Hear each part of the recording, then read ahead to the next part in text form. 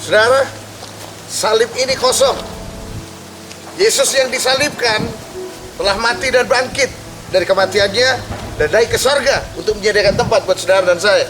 Dan nanti mau nggak mau, suka nggak suka, dia akan datang lagi untuk kali yang kedua. Sekalipun seringkali kita mendengar, mungkin ada hari-hari ini orang juga bosan mendengar ini, kapan Yesus datang? Sejak kecil saya sekolah minggu, semua guru sekolah minggu mengatakan Yesus segera datang. Tapi sampai saya tua, Yesus belum datang. Hei, saya beritahu buat saudara, Yesus pasti datang.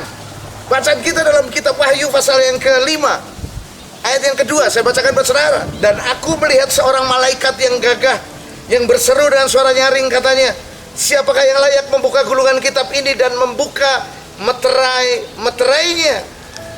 Kalau saudara baca terus, maka saudara akan mengerti bahwa yang layak membuka gulungan kitab ini hanya Yesus. Hanya Yesus yang dianggap layak untuk membuka gulungan kitab itu. Sebab gulungan kitab itu berbicara tentang rahasia Allah, di mana gulungan ini berisi tentang pernyataan dari apa yang telah Tuhan tetapkan untuk nasib daripada akhir dunia dan umat manusia. Hari ini banyak orang pergi ke gereja, banyak orang mendengarkan firman hanya untuk memuaskan keinginan mereka sendiri.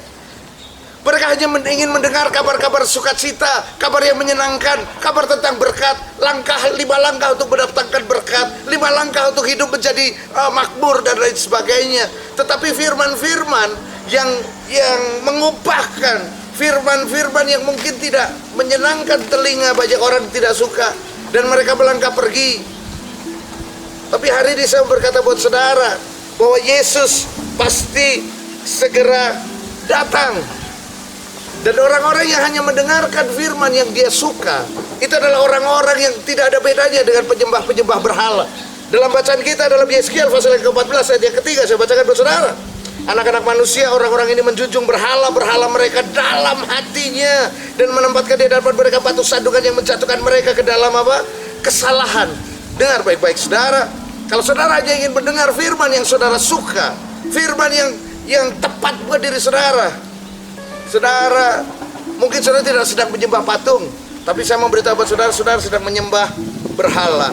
Berhala itu mungkin adalah hobimu, berhala itu mungkin adalah kesukaanmu, kesenanganmu, berhala itu adalah mungkin hartamu, bahkan berhala itu mungkin karirmu. Hari ini saya berkata buat saudara bahwa Tuhan pasti datang dan dia tidak akan menangguhkan lagi. Dan satu lagi yang saya ingin sampaikan buat saudara, bahwa keselamatan itu sifatnya pribadi. Saudara tidak bisa bonceng keselamatan. Dalam kitab Yeskiel pasal yang ke-14 ayat yang ke-14, Alkitab mencatat begini, biarpun di tengah-tengahnya berada ketiga orang ini, yaitu Nuh, Daniel, dan Ayub, mereka akan menyelamatkan hanya nyawanya mereka sendiri karena kebenaran mereka. Jadi tidak ada yang bisa menolong saudara untuk keselamatan. Hari ini kalau ada firman yang tidak sesuai dengan hati saudara, terima dan lakukan. Kalau ada firman yang datang dalam hidup saudara dan itu tidak menyenangkan telinga saudara, terima, sebab itu firman Tuhan, dan lakukanlah, karena itu yang akan menyelamatkan setiap saudara. Ingat, keselamatan tidak bisa bonceng. Saudara boleh anak pendeta, saudara boleh berada di lingkungan para pelayan Tuhan, tapi yang bertanggung jawab atas keselamatan adalah kebenaran dan iman yang ada pada saudara. Kingdom Lifestyles hari ini, Tuhan Yesus pasti datang. Tuhan berkati saudara.